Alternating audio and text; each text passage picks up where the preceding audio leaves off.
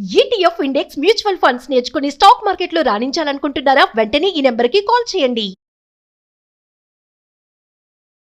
Hi viewers, India's largest digital media network Suman టీవీకి స్వాగతం. ప్రస్తుతం మనతో ఉన్నారు లైఫ్ కోచ్ రామ్ మెట్ గారు. సో మొన్న జరిగిన హనీ ట్రాప్ ఇన్సిడెంట్ చాలా మందికి తెలిసిందే. ఒకసారి దాని గురించి రామ్ గారిని అడిగి తెలుసుకుందాం. నమస్తే అండి. నమస్తే అండి. సో మొన్నటి వీడియో చూసి నిజంగా అసలు ఏం అర్థం కాలేదండి. ఫస్ట్ థింగ్, భార్యాభర్తలు అంటేనే 4 గోడల మధ్య జరిగేది ఏదైనా వాళ్ళ పర్సనల్. సెకండ్, భర్త కానీ భార్య కానీ ఇంకొకరితో మాట్లాడితే తట్టుకోలేరు.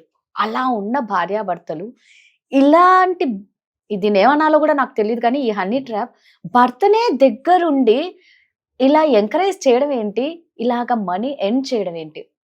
ఎందుకు వాళ్ళకి అసలు అలాంటి మైండ్ సెట్ ఉంటుంది? జనరల్ పీపుల్ కి ఏంటంటే, మీరు అన్నట్టు ఇందాక మన స్పౌస్ వేరే వాళ్ళతో మాట్లాడుతున్నారు అంటేనే కోపం వచ్చేస్తుంది, అవును. బాధ వేస్తుంది, ఎందుకు ఇలా చేసామని క్వశ్చనింగ్ అవుతుంది, ఇవన్నీ అవుతాయి.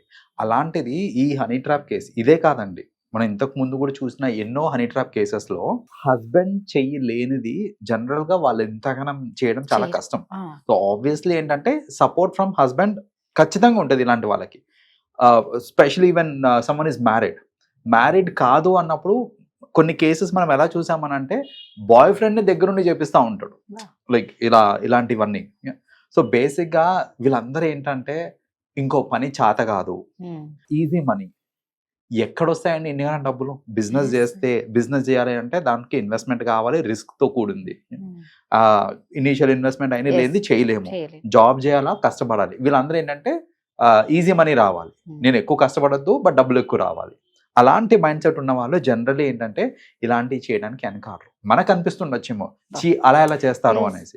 బట్ నిజంగా వాళ్ళ ఒక ఉద్దేశం ఏంటిది అని అంటే, షార్ట్ టైంలో లాట్ ఆఫ్ మనీ సంపాదించాలి అనే ఒక థాట్లో ఉన్న వాళ్ళకి వాళ్ళు ఏం చేయడానికి వెనకాడరు వాళ్ళు. సో ఎంతో మంది మర్డర్లు చేస్తూ ఉంటారు, అన్ని దాని ముందు ఎంతండి ఇది. సో బేసిక్ గా ఇలాంటి అన్ని కూడా చేస్తూ ఉంటారు వాళ్ళు. అండ్ ఈ రీసెంట్ కేసులో చూసుకుంటే వాళ్ళది సోషల్ మీడియా అకౌంట్ ఒకటి ఉంది, దాంట్లో వాళ్ళు వీడియోస్ అవి పెట్టేవాళ్ళు. ఆ వీడియోస్ కింద ఫాలోవర్స్ కమెంట్స్ అవి పెడతా ఉంటారు కదా, ఫాలోవర్స్ కానివ్వండి నాన్ ఫాలోవర్స్ ఎవరన్నా సరే కమెంట్స్ పెడతా ఉంటే వాళ్ళతోటి ఇంటరాక్ట్ అవ్వుకుంటూ మంచిగా మాట్లాడుతూ స్లోగా ఏంటంటే ఆ ఫ్లర్టీగా మాట్లాడుతూ ఉంటారు చూడండి. అలా మాట్లాడి ఏంటంటే వీళ్ళని ట్రాప్ చేయడం. ఆల్మోస్ట్ 1500 మెంబర్స్ని దే ట్రై ట్రాపింగ్. ఈ 1500లో ఒక 150 మెంబర్స్, అప్రాక్సిమేట్లీ 150 మెంబర్స్ వరకు ఆల్రెడీ ట్రాప్ అయి ఉన్న వాళ్ళు దీంట్లో. సో వీళ్ళు ఏం చేసేవాళ్ళంటే, ఆమె ఇన్వైట్ చేసేది, ఇట్లా ఈ ఫాలోవర్స్ ఎవరైతే ఉన్నారో బాగా నైస్గా మాట్లాడి మనం కలుద్దామని చెప్పి వాళ్ళని ఇన్వైట్ చేసి వచ్చాక వాళ్ళతోటి బాగా ఇంటిమేట్గా ఉండి కొన్ని వీడియోస్ అవి తీసిన తర్వాత ఆమె ఫేస్ కనపడకుండా వీడియోని ఎడిట్ చేసి బ్లర్ అవుట్ చేసేసి ఉట్టి వాళ్ళ ఫేస్ మాత్రం క్లియర్గా కనిపించేటట్టు మళ్ళీ ఈ వీడియో తీసేది ఎవరు? వాళ్ళ హస్బెండే, రైట్? సో ఇదంతా చేసి ఫైనలీ దే స్టార్టెడ్ బ్లాక్మెయిలింగ్ అనమాట. లైక్ ఇగో నీ వీడియో నా దగ్గర ఉంది, ఇది నాకు డబ్బులు ఇస్తే ఈ వీడియో డిలీట్ చేస్తాను, లేదు అని అంటే మీ ఫ్యామిలీ మెంబర్స్కి మీ అండ్ సోషల్ మీడియాలో పంపించేస్తాను నేను, సో ఆబ్వియస్లీ నీ పరువే పోతుంది అనేసి ఇలా బ్లాక్మెయిల్ చేసి వాళ్ళు ఆల్మోస్ట్ ఒక 150 మెంబర్స్ని ఇలా ట్రాప్ చేశారనమాట వాళ్ళు. అయితే ఫైనలీ ఇది ఎలా బయటకు వచ్చింది అని అంటే, వాళ్ళ ఆఖరికి ఒక లారీ డ్రైవర్ని కూడా వదలలేదు. ఒక లారీ డ్రైవర్ ఇలాగే ట్రాప్ అయ్యి 10 లక్షలు సమర్పించుకున్నాడు ఆల్రెడీ. ఒక లారీ డ్రైవర్ సో జస్ట్ అర్థం చేసుకోండి, లారీ డ్రైవర్ నుంచే వీళ్ళు ఇంత లాగారని అంటే ఈ సాఫ్ట్వేర్ ఎంప్లాయీస్ లేకపోతే ఇంకా వేరే పనులు చేసే వాళ్ళందరూ ఎవరికైతే జనరలీ ఫినాన్షియలీ కొంచెం స్ట్రాంగ్ ఉన్న వాళ్ళ దగ్గర ఎన్ని డబ్బులు లాగుంటారు వీళ్ళు ఖచ్చితంగా. సో ఆ లారీ డ్రైవర్ దగ్గర ఆల్రెడీ 10 లక్షలు లాగారు, ఇంకో 5 లక్షలు డిమాండ్ చేస్తుంటే ఇంకా అతని వల్ల గాక నా పరువు పోయినా పర్వాలేదు అని అతను ఏంటంటే ఇచ్చేసాడు అనమాట, లైక్ పోలీస్ కంప్లైంట్ చేశాడు. అలా ఇది బయటకు వచ్చింది. అయితే ఈ హనీ ట్రాప్ అయ్యే వాళ్ళల్లో మోస్ట్లీ అంత ఈజీగా వీళ్ళు హనీ ట్రాప్ ఎలా చేయగలుగుతున్నారు అని అంటే, ఇప్పుడు ఇతను కంప్లైంట్ చేశాడు అని అంటే ఏంటి, ఇతను వెళ్ళాడు అనేసి నలుగురికి తెలిసింది. అలా నా సిగ్గు పోతదేమో అని చాలా మంది ఏంటంటే కంప్లైంట్ చేయకుండా ఎందుకు వచ్చింది అనేసి అడిగిన డబ్బులు ఇచ్చేసుకొని దులిపించుకుందామని ట్రై చేస్తారే తప్ప వీళ్ళు ఇలా చేస్తున్నారు అనేసి ఎవరికి కంప్లైంట్ మాత్రం చెయ్యరు జనరల్ గా.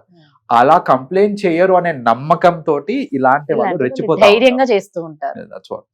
So that is how the whole case. Like ఇలాంటి వాళ్ళు చాలా మంది ఉన్నారు. ఇన్ఫాక్ట్ చెప్పాలంటే వాళ్ళందరూ ఇంత ధైర్యంగా ఎందుకు చేస్తున్నారు అని అంటే, ఎగ్జాక్ట్లీ దొరికితే అవును ఇట్ ఈస్ మోర్ లైక్ ఎలా దొరుకుతారు ఫస్ట్ ఆఫ్ ఆల్, నేను చెప్పాలంటే నా పరువు పోయినట్టే కదా అక్కడ. కరెక్ట్. సో అలా పరువుతో కూడింది కాబట్టి జనరల్ గా ఏంటంటే ఇలాంటివన్నీ చాలా ఈజీగా చేసేస్తున్నారు వాళ్ళు. రైట్. నిజంగా అంటే తప్పు వీళ్ళు చేసేది ధైర్యంగా చేస్తున్నారు. ఈ చెప్పే వాళ్ళేమో మీరు అన్నట్లు ఎవరు ముందుకు ధైర్యంగా రాకపోవడమే మీరే ధైర్యాన్ని ఇస్తున్నారు.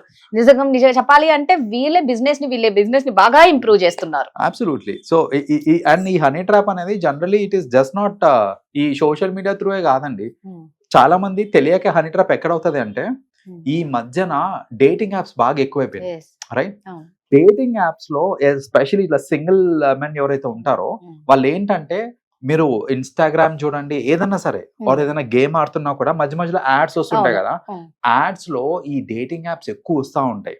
ఈ డేటింగ్ యాప్ వచ్చినప్పుడు వాళ్ళు ఎన్రోల్ అయ్యి ఏంటంటే బేసిక్ ఇన్ఫర్మేషన్ ఇచ్చుకుంటారు, ఎవరితో మాట్లాడతారో, మాట్లాడిన తర్వాత కలుద్దామని అంటారు. వీళ్ళు టెంప్ట్ అయిపోతారు.